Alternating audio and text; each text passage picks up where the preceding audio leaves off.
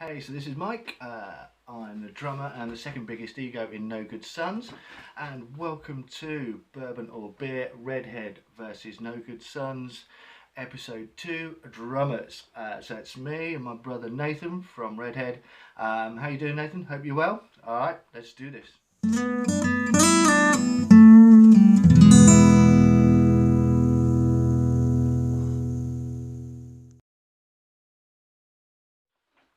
All right, question number 1. Let's do this. Who's your hero and why? Okay, so heroes or inspirations, I guess for me. There's all your usuals, of course. Your John Bonhams and your Tommy Lees, Roger Taylor from Queen. You know, there's too many to mention. Troy from Tesla. There's so many to mention. If I had to pick one of the biggest inspirations and the heroes drumming wise for me, it's going to be the mighty Jerry Kramer from Aerosmith. The man has such funk to him. He knows how to get in the pocket and stays in the pocket. He plays with a real hard hitting rock style, but just chucks that groove and swing and funk into his music, and it's a big part of what makes Aerosmith so funky, I guess. Just check out his amazing middle eight swing groove in Love in an Elevator.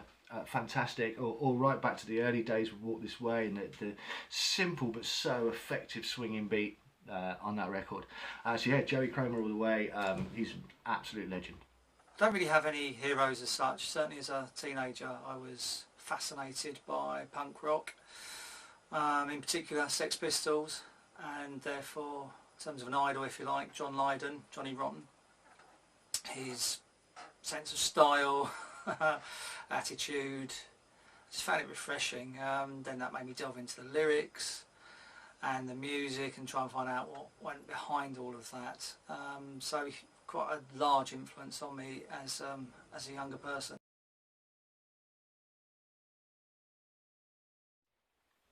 All right, question number 2. Here it is.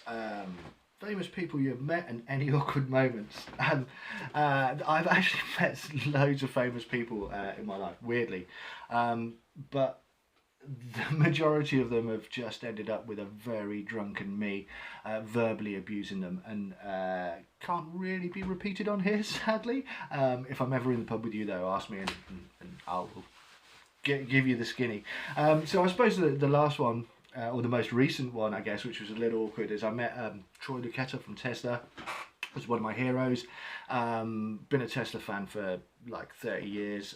Absolutely love him. It's the first time I ever got to see them, and literally bumped into Troy Lucetta in the street before the show. Obviously I'd been drinking all day because I'm me, and I was really drunk, and I was trying to say to him, hey, your last record was really good and much better than the last one, which I didn't really enjoy. But it actually came out more like the record before the last one was really rubbish, man. It was shit. It was garbage. And I'm looking up, and my friend stood in front of me going, shut up, Barbara, stop talking, stop talking. Thankfully, he took it in pretty good grace. So, but rather embarrassing looking back on it now, and I should probably not get hammered and then meet my heroes. Famous people, yeah, loads, absolutely loads. No, not really, just probably a handful of them.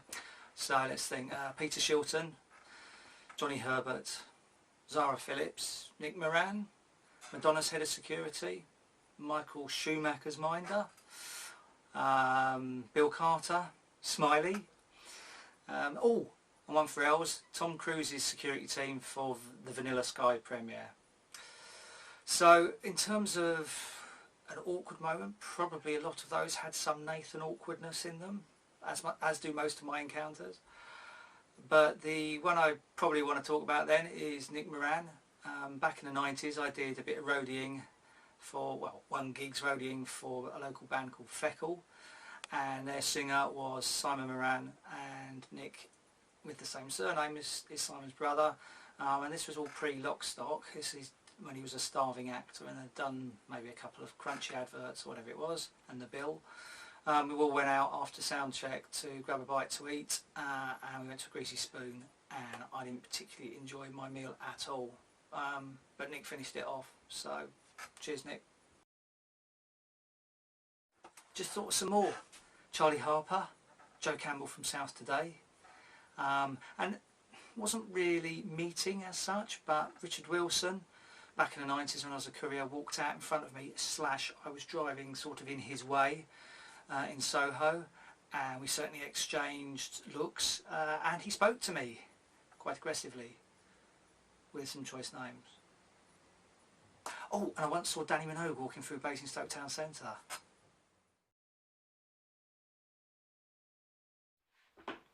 Right, question number 3. Inspiration behind your instrument. Okay. Anybody who knows me knows it's got to be Tommy Lee, right? So when I was about 10, I already had a bit of an interest in drums. A friend of mine from school, his older brother had a drum set, and it was set up at home, and I used to bash around on it a little bit when after school and whatnot, and kind of piqued my interest in drums. And a couple of years later, I guess I must have been 13, I suppose, and I saw Motley Crue's Girls, Girls, Girls video on the TV, and it blew my mind. You know, the strippers and the booze and the motorbikes and the sheer outrageousness of it all just made my teenage little head just go, that's what I want to do. That is exactly what I want to do. And followed Tommy Lee ever since then. He's just so outrageous. He's insane, and I 100%, he is the reason I play the drums. He's the reason I play in a rock band. 100%. So Tommy Lee, he is big inspiration for what I do. I used to air drum along to the top 40 on a Sunday night, Sunday tea time on Radio 1. No idea where that came from, just started doing it. Didn't air guitar, it was always the drumming piece that I just picked up. Then a few years later, after that, I ended up going to piano lessons, which I absolutely abhorred. Thanks, Mum. But part of that was you had to tap along to a tune to get the rhythm going for part of the grading. I was rubbish at the piano, but the tapping thing, I was way advanced compared to where I was with the old tinkly ivories. So there you go, that's what transpired, and therefore set my trajectory as a drummer. Okay, number 4. Best and worst part of being in your band. Well, it's the same answer for both of those. Ken, obviously. No, I'm just kidding. Ken would expect me to say that, I'm sure. I give him a hard time all the time. I guess the best thing about being in our band in reality is, weirdly, it's the laughing. We just laugh a lot. We just seem to spend so much time cracking each other up, laughing at each other, with each other, at the world. And it's kind of one of the things that I really love about No Good Sons, is the fact that we just laugh all the time. Somebody's always doing something stupid, and it's just fun, and it makes being in a band fun. Worst thing probably would be the fact it takes us forever to do anything. We are so lazy. It literally does take forever for us to get around to like anything at all. I'm amazed we even make it to practice most times. We love playing, we love being with each other, we love making music together, but we just take forever to do anything, literally. So there's been lots of good times in the band, lots of bits that I've really enjoyed, so it's hard to pull out a favourite out of all of that, but I'm going to go with the Devil on Your Shoulder video shoot we did last November. It was the first time I'd ever done a proper video shoot. It was just great. It's very tiring, and I think we got a good output. So if you haven't seen that, check it out on our YouTube channel. If you have seen it, check it out on our YouTube channel. Worst part is always lugging kit in and out, and as a drummer I've never been able to get away from that, but I love the instrument, so I'll put up with it.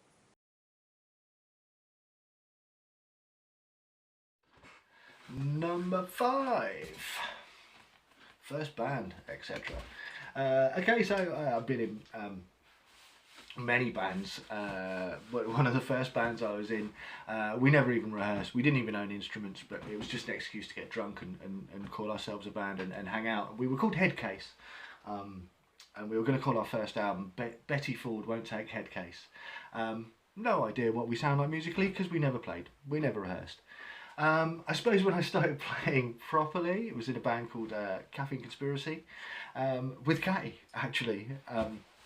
Catty and Lance and Tony from Small Town Saviours were also in that band. And they came into my place of work and asked. I heard I was a drummer. They asked if I wanted to audition, and I said yes, obviously. And I turned up at the audition, absolutely smashed, because I'm me, obviously. Absolutely out of my tree, and proceeded to just play as fast and as gnarly and as horrible as I possibly could. And they immediately just went, "You got the gig, man." So yeah, funny that it was with Catty, and I'm still playing in a band with him now. I just cannot get rid of the guy. First got started in music with a jam after school with some mates at Richard Aldworth, with the Richard Aldworth drum kit, which comprised of a cobbled together, it probably once was all right, but by the time I got hold of it, it had one cymbal on the hi-hat, yeah, no mounted tom, floor tom, a kick drum with no kick drum pedal, and a snare that someone had stuck their foot through, and it didn't have a snare on it either. So that was enough to get me interested, and I managed to acquire a drum kit, thank you parents, and that then made me play with some friends. Didn't make me, I chose to. I absolutely chose to do it. So Alex Bergesy and Andrew Lyles, we formed Martyrs of Tragedy in 1985 or 1986, something like that, and just dicked around in my bedroom making a god-awful racket, which we recorded on an audio cassette player. And then for my 50th last year, Andrew actually pressed some singles, 6 in the world actually exist, of our first track, Got Some Problems. So there you go.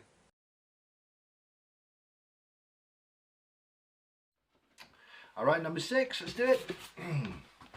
Where do you see your band going in the future, and any style changes in the songs? Man, I don't know, we don't really think about the future too much in our band. I think because we're not really chasing anything, we're way too old and ugly to be rock stars, and we're not chasing the stardom thing. We just, I guess all we want to do is make music that we enjoy making and enjoy listening to, and for each record to be better than the last, each song to be better than the last.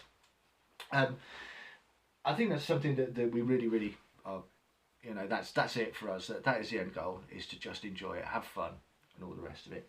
I think with regards to styles, we've got such a melting pot of styles in the band anyway, and we kind of play to what makes us happy and what we enjoy playing. And you know, you've got Ken that brings the country, and you've got me that likes his hard rock and his heavy metal, and Martin that loves his more groove based stuff, and Catty loves his stoner rock.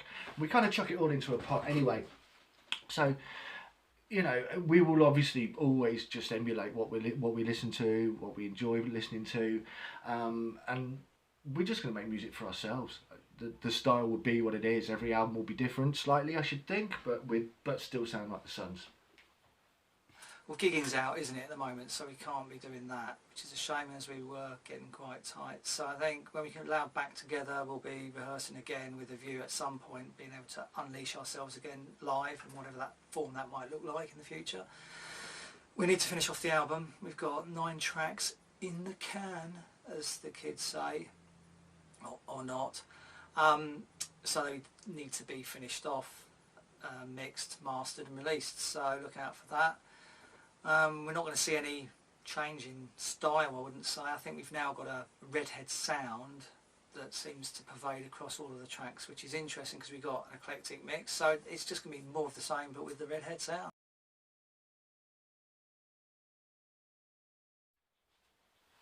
Number 7, here we go. What's the highlights and low points of being in your band? Okay, so I guess the biggest highlight for me is probably Sin Reprisal. This is my biggest highlight to date. I'm so proud of that record. I'm so proud. I think it's a great album.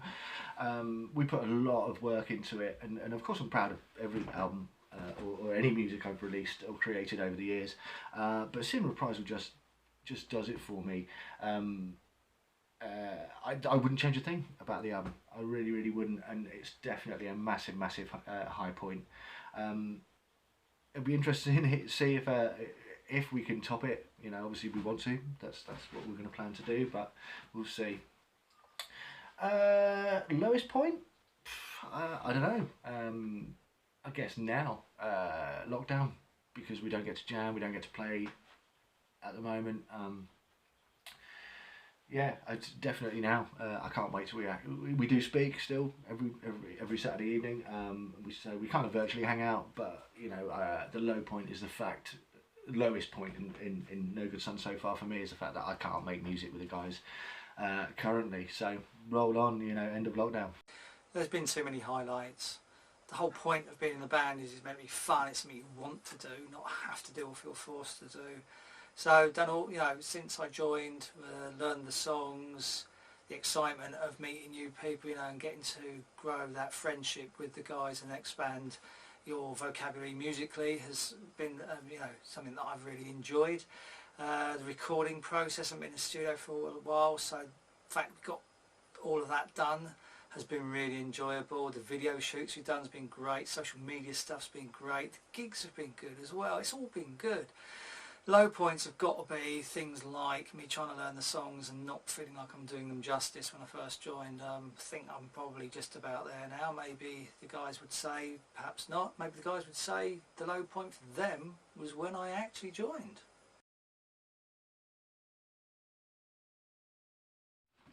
Number 8, thank God we're on the home stretch now. I am hating every second of this. So tell me a bit about yourself and your role in the band within and outside of the music. Okay, so well, basically I am just music. I just live, breathe, eat music. That's it. For my day job, I own a musical instrument shop and music tuition school. I spend all my free time buying and listening to music, or of course playing music. It is my lifeblood. I'm sadly very uninteresting. There's nothing else to me aside from music. That's it, 100%. With regards to my role within the band, I guess we don't really have roles quite so much anymore. We did in the beginning. You know, we have quite a fun way of writing songs. Ken will bring a skeleton of a song in, and an idea, and I guess my role is to kind of chop it and nail it down and make it cohesive and turn it into a song. Then Katie comes in and just nails that stuff down, gives it the bottom end thud that's needed. And then Martin comes in and sprinkles his genius over the top of it and makes it magical. So yeah, I guess my role is the one that kind of straightens the songs out and turns them into a song. All right. I've been playing drums over a period of 35 years, and within that time I had a 10-year gap to raise a family, and I had a period of time in that where I was running my own photography business, photographing horses. The reason I mention that is because part of the input I've got, my role within Redhead, I feel, is to assist with not just the music but also the visual side of things, all the ideas, creative stuff, basically everything to do with the band. Everyone should have an input into it, and that's the point of the band. It's not you're not a solo artist, you're part of a band. So I like to think from a creative point of view, I contribute to the social media side of things, the artwork side of things, all of that kind of good stuff. But from a musical perspective, I've got a lot of experience of playing in bands on the local music scene. In fact, my first gig was 5 years before Els and Murray were both born. So, you could say I've got a lifetime's experience. How about that? And I can bring that to bear. I also think the drum style that I have, which I like to class as self-taught, no frills, brings a sort of stability to the band, which has galvanised, I think, us and actually helped us with the Redhead sound, which I think was lacking a bit beforehand, as in the guys hadn't found it. And I think by me being in the band, hopefully I complement them and do that. What do I do outside of the band? Well, you wouldn't be watching this if you were interested in that. I doubt. Nathan's day job? No, you wouldn't. So, not going to tell you.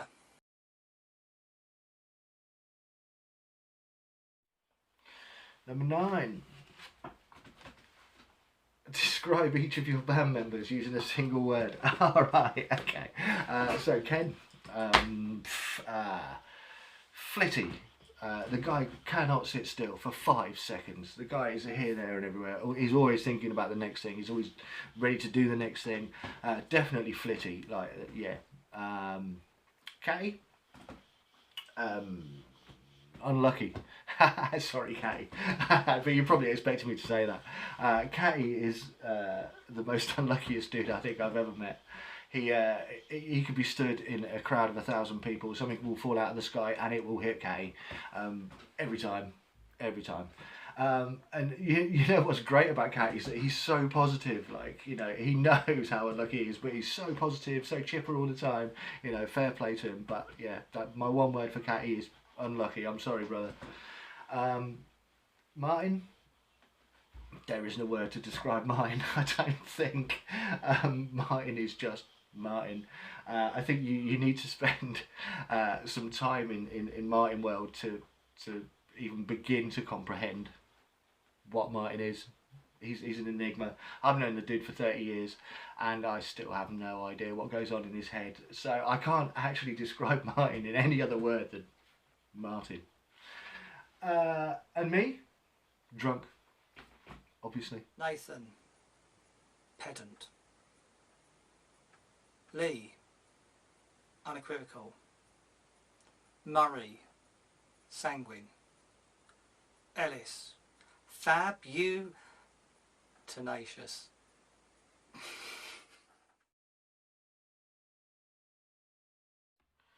Okay, last one. Thank God. Right. Bourbon or beer? Of course it is. Of course it's bourbon or beer. Okay, so anybody that's ever been out drinking with me knows that I will usually have both, as does Ken most of the time, and Catty as well.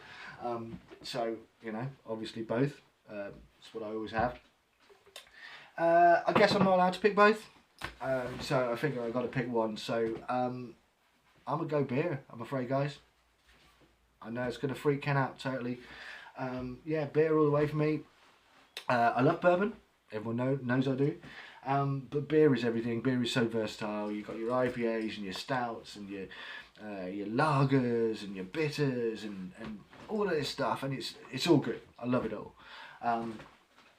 So, and if one was missing out of my life, I would miss beer more than I would miss bourbon. Hot summer's day, I don't think, oh, I'd love a nice bourbon. I'd go, oh, a nice cold pint.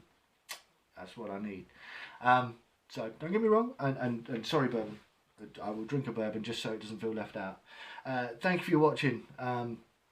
Next episode, I believe, is going to be lead guitarists, our own Martin and Lee from Redhead. Take care of yourselves. Cheers.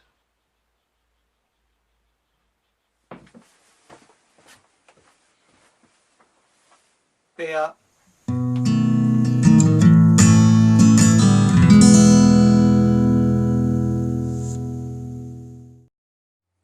Thanks for washing.